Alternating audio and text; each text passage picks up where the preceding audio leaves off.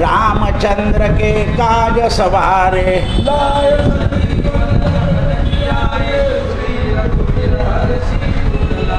रघुपति की ने बहुत बड़ाई सहस बदन तुमरो जस गावे सनकादिक ब्रह्मादिक मुनिषा जम कुबेर दिक्पाल जहाते तुम उपकार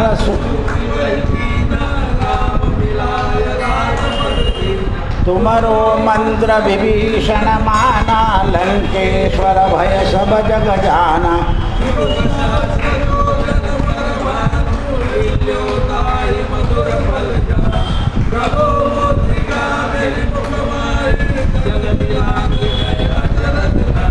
दुर्गम काज जगत के जेते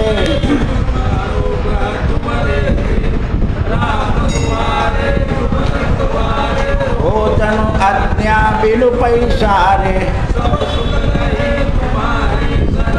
तुम रक्षक काहू को डरना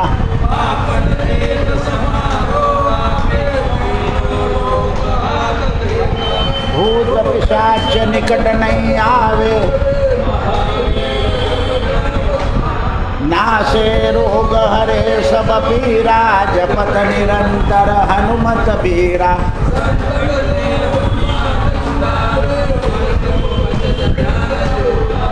सब पर राम तपस्वी राजा तिनके काज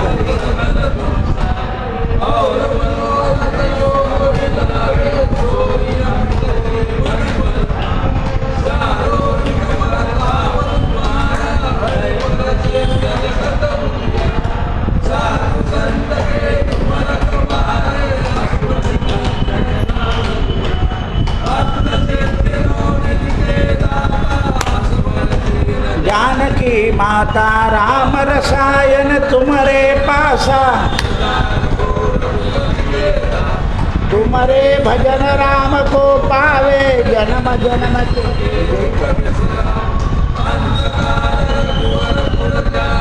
जहाँ जन्म हरि भक्त कहाई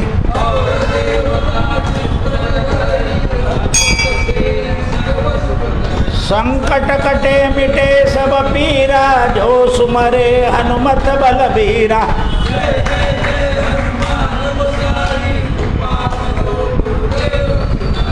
जो सत बार पाठ कर कोई छूट ही बंदी महासुख होई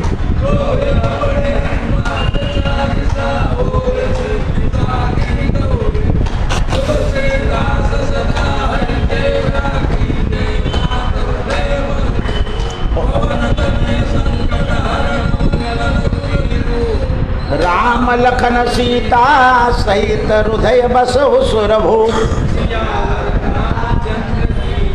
पवन सुत हनुमान की उमापति महादेव की बोलो भाई सब संतन की जय जय जय सीताराम नमो भगवते वासुदेवाय नमो भगवते वासुदेवाय नमो भगवते वासुदेवाय नमो भगवते नमो भगवते वासुदेवाय नमो नमः।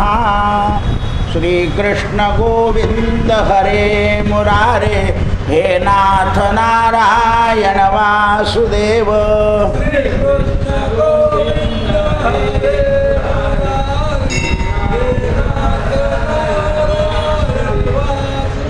गोपाल कृष्ण भगवान की। आपल्याला ईश्वर प्राप्तीची जर लालसा असेल तर काय करावं, काय केल्यानं ईश्वराची प्राप्ती साध्य होईल असं सँडिल्य ऋषी भक्ती दर्शन ग्रंथामध्ये सांगता आपल्याला। लालसा जड वस्तूमध्ये केली की मन दिवसेंदिवस अटकत जाते। या जगामध्ये जेवढ्या सगळ्या वस्तू आहेत ह्या जड आहेत, मग जडामध्ये मन लावल्यानंतर मन जसं आज वर्तमान स्थितीमध्ये प्रत्येकाचं मन कामात नाही आहे आणि त्यामुळे कामं व्यवस्थित होत नाही आहे. सगळे लोक जे ओरड करताय, सरकारचं म्हणा, घरातलं म्हणा, सगळ्यांचं मन जड म्हणजे बाहेर गेलेलं आहे. स्त्रियासुद्धा फंक्शनला जायला तयार आहे, पण घरातल्या गोष्टी पाहायला तयार नाही. पापडाला बुरा आला तर चालेल, लोणचं खराब झालं तर चालेल, एक वेळा जेवण नाही, पोहे खाऊन घ्या, झोपून जा, चालेल. जोपर्यंत जडाकडे मन आहे तोपर्यंत या लालसा वाढत जातात. मग जगात चेतन कोण आहे तर परमात्मा. तुम्ही परमात्म्याकडे मन लावल्याने परमात्मा तुमच्याकडून तुमचा संसारही नीट करून घेईल. पहा, तुम्ही सगळ्या संतांचा संसार परमात्माने केला आहे. गोरोबा काका मडके घडत होते, मडके घडाला देव गेले. जनाबाई दळत होती, दळाला देव गेले. चोखोबाचे हाडं गोळा करायला परमात्मा गेले. सखूबाईचा संसार करायला परमात्मा गेले. आपण जडाकडून मन जर चेतनाकडे लावलं तर हे जडाचं काम परमात्मा करतो. वाहू हा संसार देवापायी. म्हणजे मनुष्य या जडाकडे मन न लावता ईश्वराकडे मन लावतो. तुका म्हणे छंदे मन मोहिले गोविंदे. गोपिकेंनी संसार केला नाही असं नाही आहे. त्यांनाही मुलं बाळं होते, घरदार होतं, शेती होती, गाई होते, वासरं होते, पण मन मात्र भगवंताकडे होतं. मग एक उपाय आहे, आपल्या लालसा कमी व्हाव्या अशा वाटत असतील तर मन जडाकडून चेतनाकडे न्यावं. चेतना म्हणजे एनर्जी, म्हणून त्यांना चैतन्य महाप्रभू असं म्हणतात. ज्यांची चेतना हा काही आता पूर्वी शेतकरी आपल्या शेतात रमला म्हणजे रमलाच, आता तो रमाला तयार नाही आहे. प्रत्येक ठिकाणी असं झालं आहे, कारण माणसाचं मन जे आहे ते जडाकडे वळायला आहे आणि जडाकडे जोपर्यंत मन वळतं तोपर्यंत मनाला शांतीने लोक योगा करताय, त्याच्यानंतर भजन पूजन करताय, ध्यान करताय, धारणा करताय, पण जगातला कलह वाढतो आहे, कमी होत नाही. कारण सगळे जडाला आकर्षित झालेले आहे.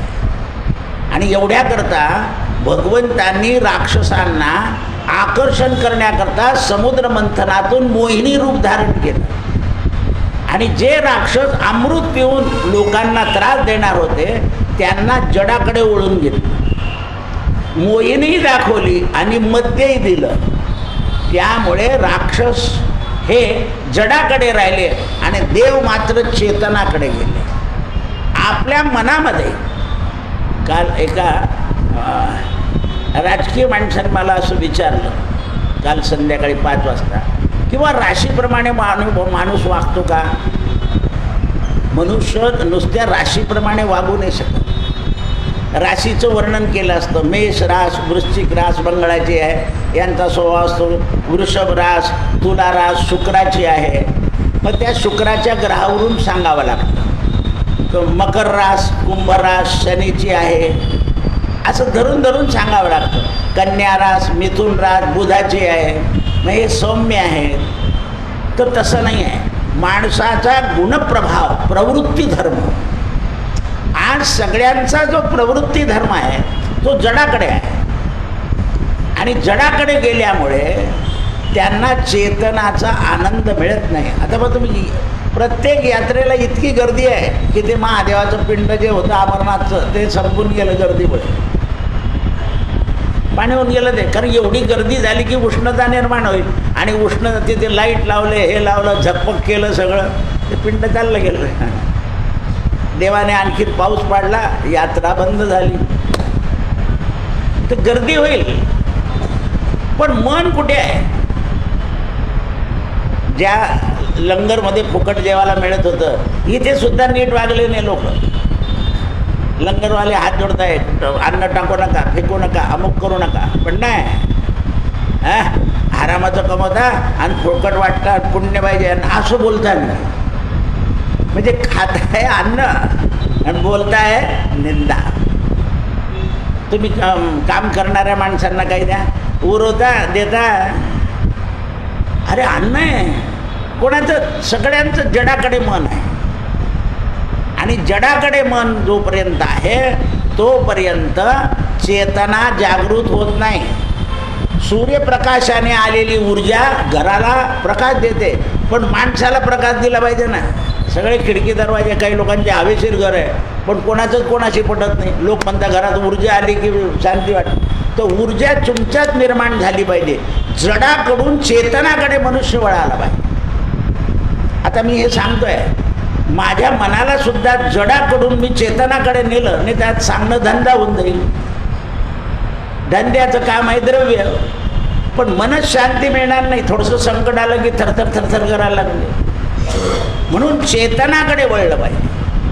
मग चेतना काय करतं? तर चैतन्य जागृत करतं माणसाला. प्रातःकाळी लवकर उठणं, आपलं काम करणं, जे काम करतो ते मन लावून करणं. आपण दाम घेतो आहे. हल्ली सगळ्यांना दाम पाहिजे आहे, पण काम नको आहे. सगळीकडे हीच ओरड आहे. आणि जेवढं काम वेळ आहे त्याच्यामध्ये सुद्धा टंगळमंगळ करायची की नाही, आपल्याला आज उशीर झाला ना, काम भर भर भर करून त्या वेळेत आपण पूर्ण केलं पाहिजे. अशी जेव्हा मनाला सवय लागेल तेव्हा मन भक्ती मार्गात येतं. मना सज्जना भक्तिपंथेसी जावे, तरी श्रीहरी पाविजे तो स्वभावे. आपला जो स्वभाव आहे हा प्रेमानं सुधारतो. स्वभावाला औषध नाही. जर औषध असतं तर स्वभाव सुधारला असता. मनुष्य आजारी पडल्यावर सुद्धा संतापी होऊन जातो, कारण तो मुळात स्वभाव आहे. माझं सगळ्यांनी केलं पाहिजे, माझं ऐकलं पाहिजे, मी घरात मोठा आहे, मी कमवत आहे, असा जो अहंकार येतो. कोण किती वेळ बसेल आपल्याजवळ? प्रत्येकाला झोप येणार आहे, भूक लागणार आहे, तहान लागणार आहे. म्हणून हे जे आता लेख निघाला आहे ICU, एकदा तिकडे टाकलं की 4 तास नाही गेलं तरी चालतं. काचातून पाहायचं नाही करायचं. म्हणजे माणसाला तेवढी तरी, नाही तर जवळ कोणी असो, मग आपण आपल्या मनाची तयारी करायची की नाही, माझा ईश्वर माझ्याजवळ आहे, यांच्यापेक्षा ईश्वर 24 तास जागृत आहे. अशी मनामध्ये जेव्हा चेतना जागृत होते तेव्हा माणसाचं मरण भय नष्ट होतं. नाही तर समर्थांनी एक श्लोक लिहिला आहे, मरे कद्याचा तुझा शोक वाहे, अकस्मात तोही पुढे जात आहे.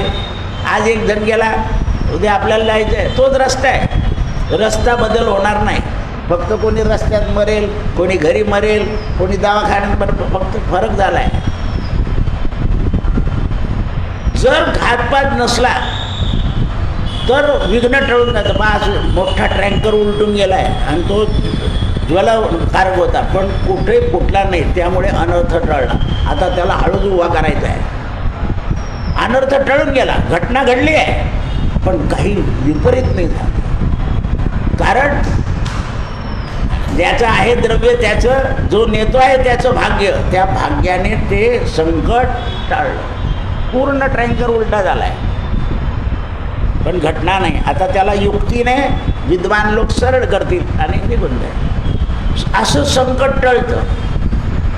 मन जर ईश्वराकडे असलं, गाडी 3 पलट्या खाते पण कोणाला धक्का लागत नाही. ईश्वराकडे मन जर असलं, मग आपण म्हणतो ना, आमच्या आईवडिलांच्या पुण्यानं, देवाच्या पुण्यानं, बालाजीच्या पुण्यानं, रामाच्या पुण्यानं, मारुतीरायाच्या पुण्यानं आज आमचं संकट टळालं. आणि म्हणून आपण गणपतीची प्रार्थना करतो, निर्विघ्नं कुर्मे देव सर्व कार्ये सुसर्वदा. लग्नामध्ये गणपती पूजन करता, पण कोणाचंच गणपतीकडे लक्ष नसतं. कारण काय? आपल्याला सांगितलंय म्हणून आपण करतो. नाही, प्रेमपूर्वक देवाला प्रार्थना करा की हे सगळं लग्न, येणारे जाणारे, आमच्या घरून कोणीही संकटात पडायला नको. म्हणून आधी गणेश पूजन करून लग्नाला सुरुवात होते. त्याचं कारणच आहे, लग्नामध्ये अनेक विघ्न येण्याची शक्यता असते. म्हणून ते म्हणता, लालसा दूर करा आणि लालसा ही अनंतामध्ये मिळवून टाका. साईबाबा देवाचं एक भजन करायचे. अनंता तुला रे कसे रे स्मरावे, अनंता तुला रे कसे रे भजावे, अनंता तुला रे कसे रे पूजावे. की देवा तुला कसं काय पूजू मी, तुला भजू कसं काय, कारण तुझा आनंद आहे. आणि म्हणून त्यांना लोक अनंत कोटी ब्रह्मांड नायक म्हणतात. गजानन महाराजांना अनंत कोटी ब्रह्मांड नायक, दत्तात्रयाला अनंत कोटी ब्रह्मांड नायक. कारण ते ब्रह्मांडाचे मालक झाले आणि जगाला ते मार्ग दाखवून गेले. म्हणून त्यांच्या मार्गाने आपल्याला चालायचं आहे. भक्ती जीवनामध्ये दोन प्रकारची होती, एक ईश्वर आणि ईश्वराचे भक्त. एक तर ईश्वराची भक्ती करायची, नाहीतर दुसरी भक्ती अशी आहे, ईश्वराचे भक्त जे आहे त्यांचा ईश्वराची भक्ती करण्याकरता निग्रह लागतो.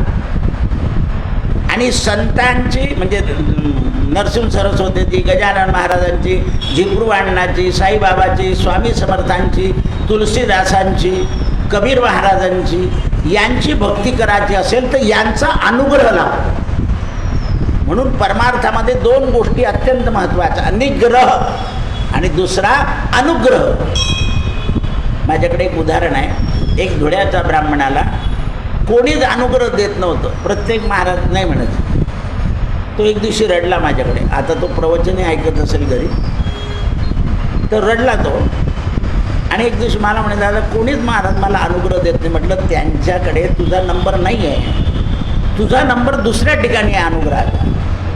ते ठिकाण आल्याशिवाय काही उपयोग होणार नाही. म्हणे मी तुम्ही सांगा कुठे जाऊ. म्हटलं तू गोंदवल्याला चालला जा. हा गोंदवल्याला पोचला तेव्हा 12:05 झाले होते. 12:05ला महाराजांची आरती होऊन दरवाजा बंद होत होता.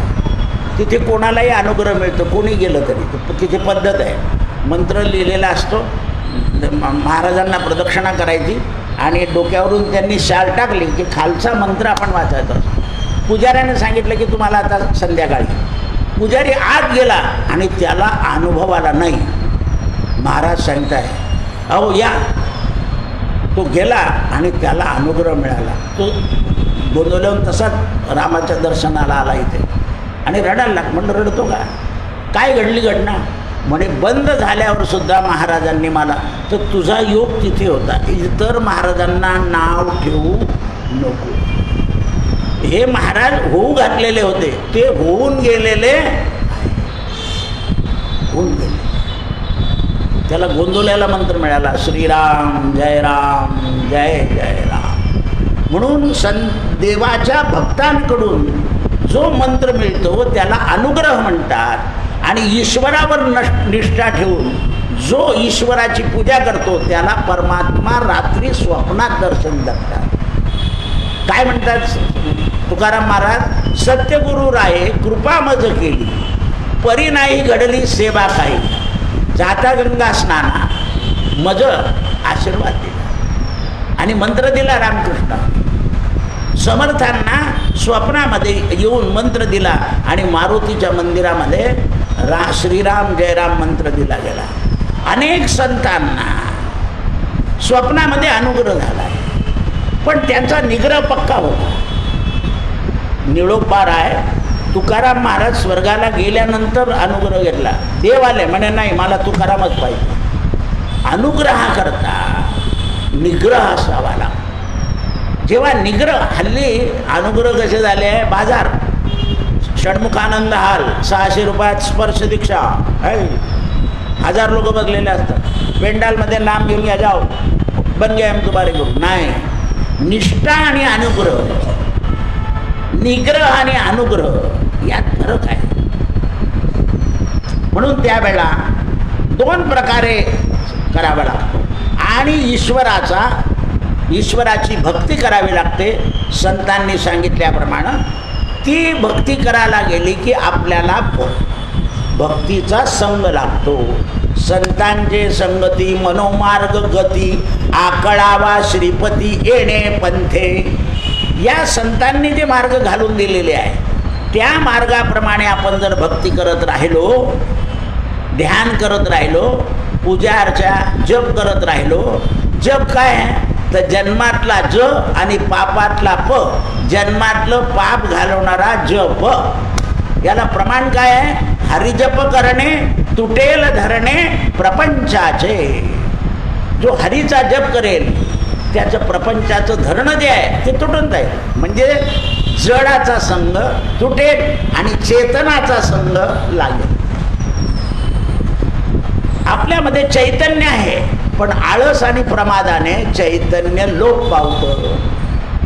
जसं दिव्यातलं तेल कमी झालं की त्याचा प्रकाश हळूहळू मंदावतो. तेल संपलं की दिवा विझला. तसं आपलं चैतन्य जे आहे ते चैतन्य भक्तीने वाढत जातं, ज्ञानाने पण वाढतं. ज्ञानाने मनुष्य नम्र झाला पाहिजे. ज्ञानाने मनुष्य जर नम्र नाही झाला तो अहंकारी होतो. आणि अनेक अहंकारी लोकांची उदाहरणं आपले आहे की त्यांचं पतन झालं.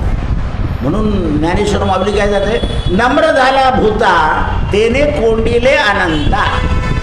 जो नम्र होतो तो भगवंताला आपल्याजवळ घेतो. बलिराजाला देवानं विचारलं आहे.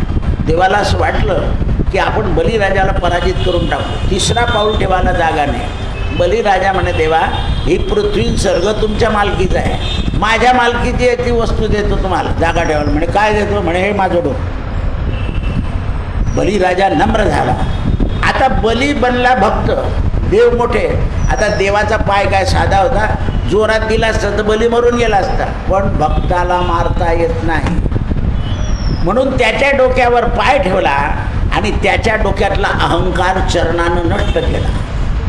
बळीने बांधिला गोपीने वेष्टीला, सारथी तो झाला अर्जुनाचा. अर्जुनाचा सारथी होण्याचं काय? तर धर्माचं रक्षण करायचं. जेव्हा भगवान निजे आम्हाला गेले तेव्हा अर्जुनाला स्वप्नातही सांगितलं की मी चाललो.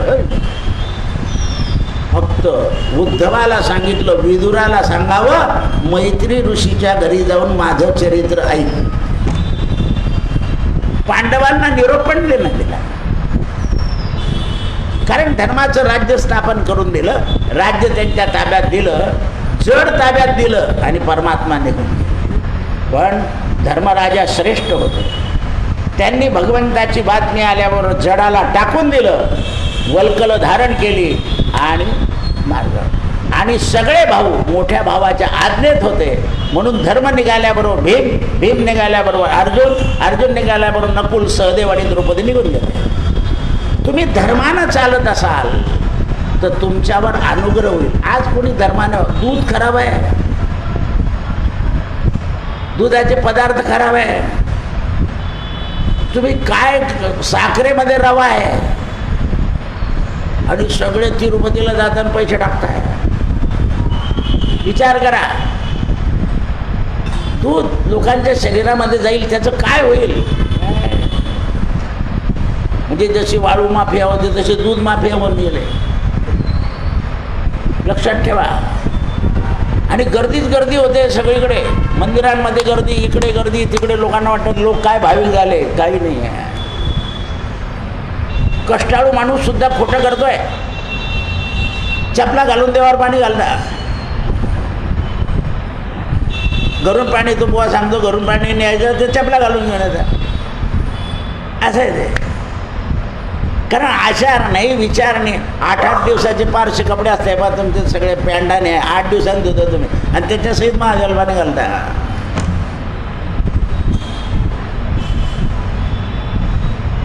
म्हणून ज्योतिर्लिंगामध्ये कोणाला स्नान झाल्याशिवाय प्रवेश नाही, अंगावर कपडे नाही.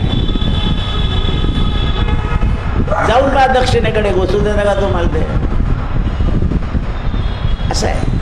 म्हणून ते म्हणतात भक्तीचा संग होणं म्हणजे ही संतांची कृपा आहे. देवाच्या कृपेने तुमचं मनोरथ पूर्ण होऊन जाईल, संपत्ती मिळून जाईल. घर पहा ना, लोक तिरुपतीतून निघाले की महाराष्ट्रात महालक्ष्मीला येऊन घरी येत आहे. आता तिरुपतीजवळ लक्ष्मी नाही का? तिथे पाय दाबते त्याचे. पाय मनुष्य जडाकडेच जातो, चेतनाकडे येत नाही.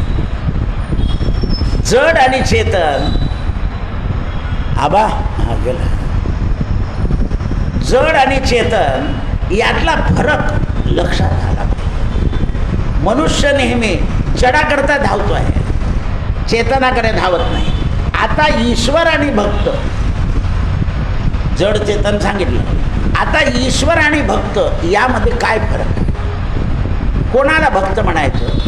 तर त्याचं वर्णन महाराजांनी केलं आहे. भक्त ऐसे जाणा जे देही उदास, गेले आशा पाश निवारोन्या, विषय तो त्यांचा झाला नारायण, न आवडे जन धन माता पिता.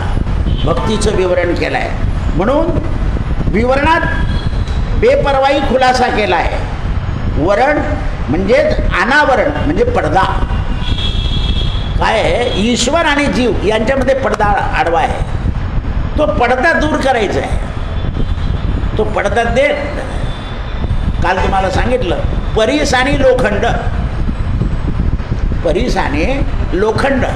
लोखंडाला परीस लागलं म्हणजे सोना लोखंडाचं सोनं होतं. तसं या शरीराला भगवंताची लालसा लागली की या शरीराचं जडत्व जातं. या शरीराचं जडत्व जातं आणि या शरीरामध्ये चेतन येतं. आणि चेतना आली की मग मनुष्य भक्त बनतो. भक्त ऐसे जाणा जे देही उदास, गेल्या आशा पाश निवारोनी. आशा आणि पाश हे त्यांचे निघून जातात. म्हणून तो पडदा दूर करण्याकरता विवरण केलं आहे. आता पडदा जो आहे जे झाकलेला आहे ते फक्त दूर करायचं आहे. आता बा सूर्यनारायण निघाला म्हणजे सगळे उठून जातात. आपण ज्याला झोपायचंच आहे, उठायचंच नाही, त्याला सूर्यनारायण थोडंच म्हणणार आहे उठ. मग काही लोक 4 वाजता जरी झोपले तरी 6 वाजेच्या आत उठून जातात. मी का झोपा नाही नंतर पाहिजे दुपारी जमलं तर उठून जातात. कारण सूर्याची कृपा आहे, नारायणाची कृपा आहे. म्हणून 1 तासाच्या झोपेमध्ये तो फ्रेश होऊन जातो आणि परत उठून जातो. नाही तर काही लोकांना 7 तास झाले तरी उठावंसं वाटत नाही. का? तर ईश्वराची कृपा नाही. आपली जी वेळ आहे उठायची त्या वेळेला परमात्मा आपल्याला जागृत करून देतो. चल भाऊ झाली झोप, पाहिली दुपारी झोपेल जेवल्यावर चांगली लागते, पण तू झोपत. तर ती ईश्वराची कृपा आहे. ईश्वराचा अनुग्रह झाला की माणसाला दिवस रात्र फक्त ईश्वराचाच अनुभव येत असतो आणि ईश्वराचा जप त्याच्याकडून होत असतो. अनुभव आला पाहिजे. पण तुम्ही थोडेसे रिकामे झाले की लगेच तुमच्या तोंडात नाम यायला लागून जाईल. जशी संताची कृपा आणि ईश्वराची कृपा होईल, भगवंताच्या जवळ जाण्याकरता नाम हे मुख्य धारा आहे.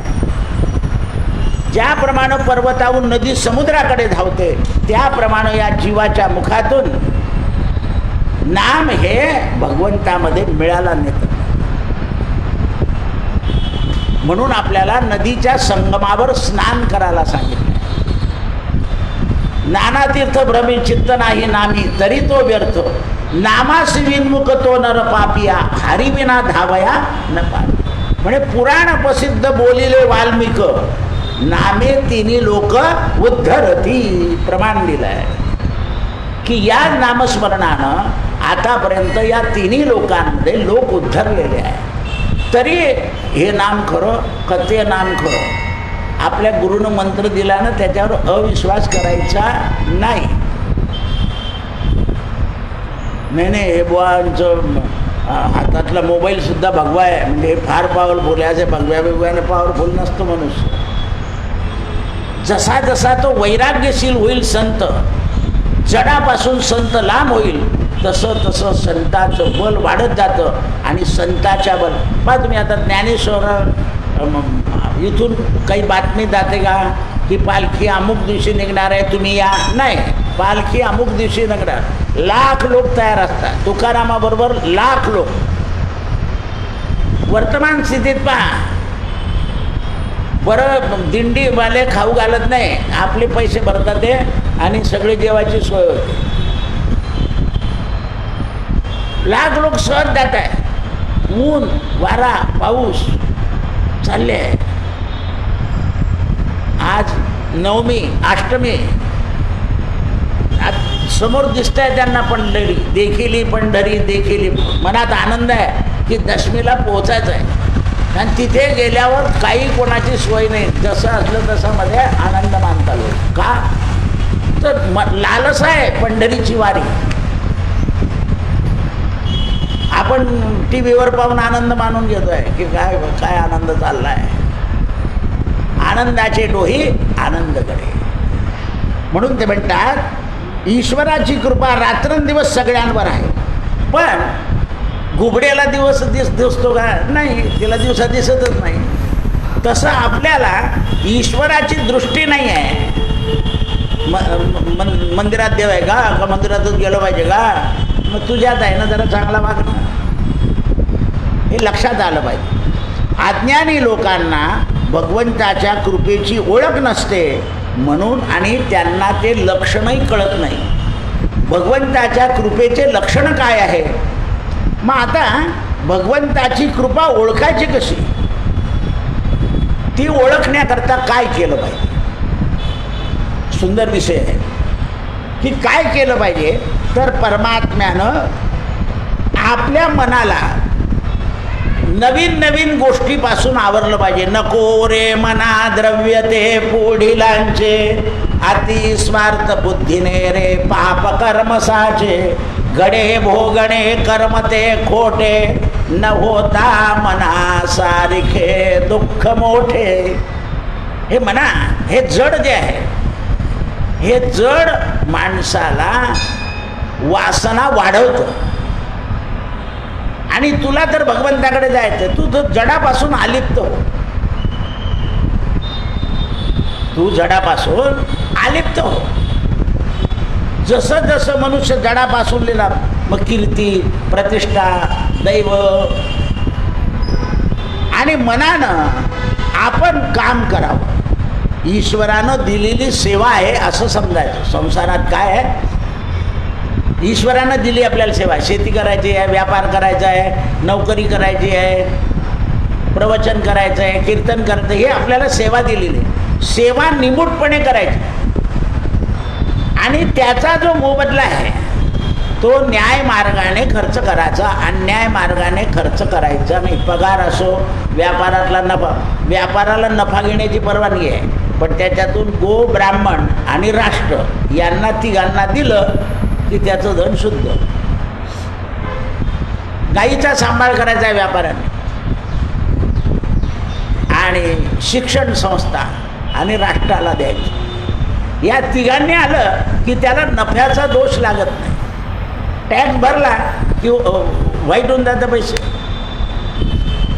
तुमचे किती असो टॅक्स भरून टाका, म्हणजे ते शुद्ध होऊन जातात. त्याच्यातलं दान केलं तुम्ही, दान दिलं की ते शुद्ध होऊन जातं. म्हणून ते म्हणतात की कामाचं कर्म नीट केलं पाहिजे. आणि काम आपल्याला पसंत नसेल पण आपल्यावर आलं तर करायचं. ते केल्यानंतर तुम्हाला परमात्मा किंवा गुरुची कृपा दुसरं चांगलं काम देईल. तुम्ही पहिलं काम जर चांगलं केलं नाही तर दुसरं काम भाग्याने मिळेल, पण ते थोड्या दिवसाकरता मिळेल. किंवा अशा ठिकाणी जावं लागेल की तुम्हाला काही पराक्रम दाखवता येणार नाही. मुद्दा मिळाला आहे मोठा अधिकाऱ्याचा, पण तिथे पराक्रम करण्यासारखं काही नाही. जा, टोपल्या टाका, झोपून राहा. हे लक्षात ठेवा. माणसाला देवाच्या कृपेने चांगल्या लोकांमध्ये, चांगल्या याच्यात मान, प्रतिष्ठा आणि आपल्यात सुधारणा होत जाते. बस सगळे लोक मुंबई पुण्याला नोकरी का मागताय, तर तिथे माणसाला याच्या पुढे ते, त्याच्या पुढे गेले की ते, त्याच्या पुढे गेले की मिळत आहे. परदेशात जात आहे कारण द्रव्य मिळतं आहे, चांगलं शिकायला मिळतं आहे, चांगलं राहायला मिळतं आहे, चांगलं खायला मिळतं आहे. तर कर्म नीट केलं की परमात्मा आपल्याला कृपेच्या रूपात दुसरं कर्म देतो, आणि मग त्या कर्मानं आपल्याला प्रतिष्ठा मिळते, कीर्ती मिळते. पण आपण कर्मच चांगलं नाही केलं, घड्याळ दुरुस्तीचं काम घेतलं, नुसतं पेट्रोलमध्ये टाकायचं आणि देऊन द्यायचं त्याला, पैसे घेऊन घ्यायचे. नाही, तुम्हाला हे आता झालं आहे, पुढच्या वेळेस चांगलं हे टाकावे लागतील वस्तू, पहिल्यांदा फुकट घेऊन गेले. घरी गेल्यावर ते बंद पडलं, त्याने तुमच्याकडे यानं सोडून दिलं. कर्म जर तुम्ही असं केलं, पंचर नीट जोडला सायकलचा, कोणाला समाधानकारक उत्तर नाही दिलं, पण जसे कर्म असतील त्या कर्माप्रमाणे माणसाला भोग होतात आणि कर्माप्रमाणे मनुष्य भाग, कर्मा अनुबंधे मनुष्य लोके. म्हणून त्यावेळे ते म्हणतात की आपल्याला, आपण दुकान लावलंय, दुकानामध्ये द्रव्य घेणं हे ठीक आहे, पण वस्तू खराब देणं हे पाप आहे. जर ती कमी किमतीची असेल, म्हणून काही लोकांकडे भाव असतात, व 1, 2, 3 तुम्हाला कोणता पसंत असेल तो उचला, 3 प्रकारच्या वस्तू ठेवतात ते, म्हणजे त्याला दोष लागत नाही. हा पाहिजे असेल तर हा भाव, हा मधला आणि हा कनिष्ठ, म्हणजे हे त्याच्या लक्षात येत. म्हणून त्यावेळेस दुकानदारी करायची असेल तर मालकाला राहावं लागतं, पण मालक पैसा सांभाळत नाही. पैसा सांभाळतो मुनीम, पैसा कोणाजवळ जातो? मुनीम जातो. कारण मालकाच्या डोक्यात व्यापाराचे विचार असतात, हिशोब चुकला तर फटका बसेल, म्हणून मुनीम ठेवला आहे. लगेच मुनीमला विचारतो, आजची विक्री किती झाली, कितीचा माल विकला गेला आणि किती नफा आला, 1-2 मिनटात. मालक चुकू शकतो, कारण त्याच्या डोक्यामध्ये गिरायकी आहे. म्हणून मालकाला मुनीम ठेवावा लागतो, बँकेला कॅशियर ठेवावा लागतो, आणि घरामध्ये बाई ही गृहमंत्री असते, सगळं तिच्या लक्षात पाहिजे. पण बाईचं घराकडे लक्ष नसेल तर मग मात्र पातेलं पालथ आहे. काय आहे? पातेलं पालथ असं आहे. दूध पातेल्याला जळणांनी एवढंच तापवावं लागतं. जर पातेल्याला जळायला लागलं तर दुधाचा वास येतो. दिवसभर चहा वासातच घ्यावा लागेल. म्हणून ती गृहिणी, गृहदक्ष, जिचं घरामध्ये लक्ष आहे अशी गृहदक्ष स्त्री. म्हणून ते म्हणतात मालकाची बुद्धिमत्तेचा अनादर आहे का? नाही. मालक समजदारीनं मुनीमला आपला हितेशी समजतो आणि मुनीमकडून सगळा व्यवहार करून घेतो. तसं ईश्वरानं आपल्याला मुनीम ठेवलं आहे संसारामध्ये. आपण सत्यानं परमात्म्याला हिशोब द्यायचा आहे. तेव्हा आजपर्यंत 75 वर्षापर्यंत ही सगळी कर्म केली. आता या 75ला लोक अमृत महोत्सव म्हणतात. तर माझ्या जीवनात अमृत राहू दे, विष येऊ देऊ नको. लोकाला जेव घाललं म्हणजे अमृत महोत्सव नाही आहे. हल्ली काय, जो तो जेव घालून देतो आणि सांगा छोटं रिटायर झाला 400 लोक जेव घातले. अशी जिलेबी केली होती की तोंडात राहिली. डीजे लावला होता, मिरवणूक काढली होती. बोलून टाक, बोलायचं नसतं. लोकांनी म्हणायचं असतं की तुमचा कार्यक्रम चांगला, काय जिलेबी होती महाराज, अजून तोंडात आहे, असं लोकांनी म्हणायचं. आपण सांगायचं नाही, फोटो दाखवायचे नाही.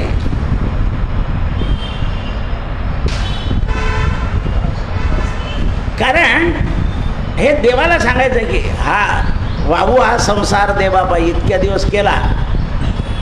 बरेच लोक जेव्हा पेन्शनमध्ये जाताना रडतात.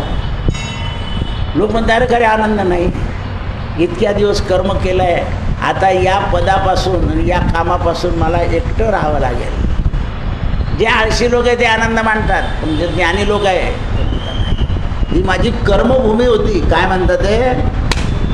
काही लोक म्हणतात फेकलं बोलतं एकदाचं कटकटाचं काय करायचं, तिकडे जळो का. कर्मभूमी आहे. शेतकरी शेत विकलं तर रडतो, जेवत नाही 7 दिवस. सगळे म्हणतात पैसे आले, पैशाला का चाटता गेली, जन्मभूमी गेली, मायभूमी गेली. म्हणून जमिनीला मायभूमी नाव आहे, भूमी नाव आहे. जननी आणि जन्मभूमी हे स्वर्गापेक्षाही महत्त्वाची. काही शेतकरी असं सांगतात, मला माझ्या शेतात जाळा. का? तर त्या जमिनीवर, शेतकऱ्याचं जमिनीवरच प्रेम पाहिजे. पूर्वी शेतकरी दिवाळीच्या दिवशी धनतेरसला सकाळी जायचा, मातीच्या ढेकळ्याची पूजा करायचा, दिवाळीला जायचं शेतात दिवा लावायचा. ते मातीची पूजा आहे, ते असे कलदार बिरलाल नाही पूजत तो. पण आता शेतकरी बी कुबेर घेऊन आले ते गुजरातमधून, त्यामुळे पाणी पडत नाही आहे. कुबेराच्या हातात पाणी नाही आहे, पाणी वरुणाच्या हातात आहे. पाहणं दाखवत होतो, पडत नाही खाली. शेतकऱ्याचा देव इंद्र आहे, इंद्राच्या हातात पर्जन्य आहे. म्हणून ते म्हणतात, ईश्वर हा कोणत्याही जीवाला भुकेलं उठवतो, पण भुकेलं झोपवत नाही. हे त्याचं मोठं काम आहे. का तुम्ही पूर्वीच्या लोकांकडे रात्री 12 वाजता का जाणार, त्यामुळे भाऊ आत्ता एक भाकर टाकून देते, खाऊन घे. आता पोहे खाऊन घ्या, झोपात. खेड्यामध्ये पण राहिलं नाही. खेड्याच्या बाया म्हणतात तिकडूनच घेऊन या, काय मिसळ खाऊन घेऊन झोपून देऊ. बिलकुल नाही. कोणामध्ये अन्नदान करायचं. आपल्या घरी आलेला मनुष्य गरम खाल्लं की माणूस तात्काळ आनंदित होतो. गरमचा डब्बा घेतला आणि त्याच्यातल्या पोळ्या खाणं पडतं संध्याकाळी. हे डबे कशाकरता काढले पहा तुम्ही. ताजं मिळतच नाही लोकांना हल्ली. अन्न ताजं जे आहे ते माणसाला अन्न देतं, गरम अन्न आनंद देतं, उत्साह देतं, प्रेम देतं. म्हणून भगवंत भक्तांकडून तपश्चर्या करून घेतात. देव कसा आहे, तपे विण दैवत दिदल्या विण प्राप्त. तप केल्याशिवाय मिळत नाही आणि दिल्याशिवाय मिळत नाही. जे पेरलाय ते उगवतो. पेरे कडू जिरे मागे अमृत फळे, अर्कवृक्षा केळे कैसे हेती.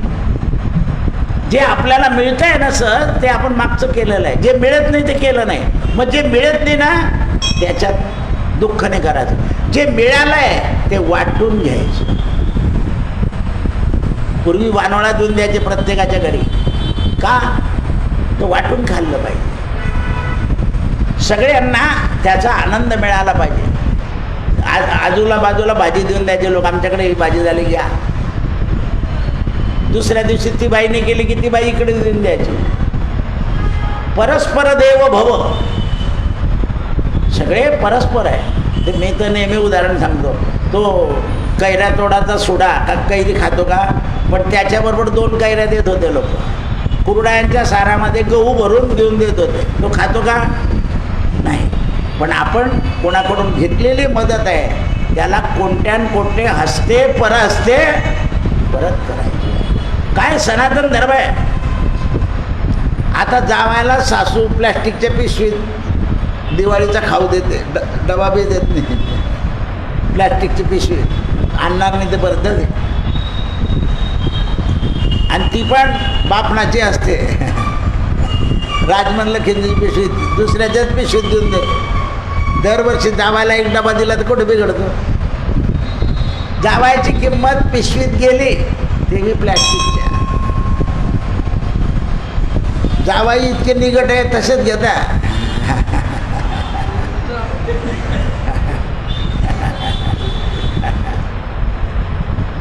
पण तर पिशवीमध्ये देता फराळाचं जावायला. कशात द्यायला पाहिजे? पात्र. कारण जावायला दिलेलं दान आहे. जावाई दानाचा अधिकारी आहे, भाचा दानाचा अधिकारी आहे. म्हणून त्यावेळेस भगवान काय करतात? प्रेमानं जवळ घेतात भक्ताला. आणि ईश्वराची कृपा झाली की माणसामध्ये काय उन्नती होते याचं वर्णन केलं शांडिल्य ऋषीने. आपल्यावर भगवंताची कृपा झाली. आपल्या भगवंताच्या जवळ आपण जायला लागलो की आपल्याजवळ एक गोष्ट येते. काय? त्याचं नाव समत्व. म्हणजे आपल्यामध्ये कोणाबद्दल असं कमीपणा राहत नाही. समत्वम योग उच्चते. माऊली लिहिते, समबुद्धी घेता समान श्रीहरी, शमदमावरी हरी झाला. आपल्यामध्ये समत्व बुद्धी येते, विषमत्व येत नाही. आणि जेव्हा समत्व येतं तेव्हा मनुष्य मोठा होतो. समत्वम योग उच्चते. म्हणून भेद करत नाही, कारण भेद काय आहे? अमंगळ आहे. भेदाभेद अमंगळ, भेदाभेद अमंगळ. अहो तूप वाढताना सुद्धा आपल्या माणसाला माणूस जास्ती वाढतो ना दुसऱ्याला, असं आहे. हा भेद काही शिकावा लागत नाही, तो डोळ्याने बरोबर दिसतो, माणूस शिकत जातो. म्हणून त्यावेळेस ईश्वराची कृपा झाली, समत्व आलं की भक्ती चिटकली. भक्तीला भ आणि तला वरती मात्रा, भक्ती. परमार्थामध्ये भक्ती, संसारामध्ये युक्ती आणि शरीरामध्ये शक्ती. तीन गोष्टी महत्वाच्या आहे, युक्ती, भक्ती आणि शक्ती. संसारात युक्तीच करावी लागेल तुम्हाला. सकाळचं गेलेलं घट्ट वरण काढून ठेवायचं, संध्याकाळी तेवढ्याच वरणामध्ये 2 तांबे पाणी, 4 चिंचा आणि गुळ, झालं पूर्ण. काय केली? युक्ती. संसारात युक्ती करावी लागते, परमार्थात भक्ती करावी लागते आणि शरीरामध्ये शक्ती असावी लागते. विनाकारण शक्ती घालवायची नाही, कारण अति विचार केले की शक्ती क्षीण होते. जे काही मोजके विचार आहे तेवढे विचार, म्हणून त्याला म्हटलं आहे सुविचार. पण दया क्षमा शांती, तेथे देवाची वस्ती. सुविचार आहे. मग माणसामध्ये दया आली पाहिजे, क्षमा आली पाहिजे. आणि दया क्षमा माणसामध्ये शक्ती वाढवते. दया धर्म का मूल है, दया बिना सब भूल है. आज आईवडिलांबद्दल दया राहिलेली नाही आहे, त्यामुळे मोठे प्रश्न निर्माण. काल जागतिक निर्णय लागला की लहान मुलांना मोबाईल पासून कसं लांब करायचं. सुरुवातीला तर लावायलाच नको पाहिजे, पण जागतिक प्रश्न उभा राहिला की या मुलांना मोबाईल पासून कसं लांब काढता येईल, नाहीतर भयानक संकट आहे. सगळ्या राष्ट्रांनी शोधले आता की या मुलांचे मोबाईल वेगळे, कारण त्याच्यावरच शिक्षण सुरू झालं कोरोनामध्ये. त्यामुळे मुलांच्या हातात तुम्हाला द्यावे लागले. बरं, त्याच्यावर क्लासेस सुरू झाले. काही काढायचा नाही, काही नाही, नुसतं लावून द्यायचं. लोक करत आहे. संकट आले आहे. काल मोठा विचार चालला आहे सगळ्या राष्ट्रांचा की याच्यापासून अलिप्त कसं करायचं लोकांना. घरामध्ये आई जिन्याच्या याच्यात पायऱ्यांवर खेळते, पोरं हॉलमध्ये खेळता, बाप तिकडे खेळतो. आईबापांनी जर थोडा संयम ठेवला तर चालूच राहत.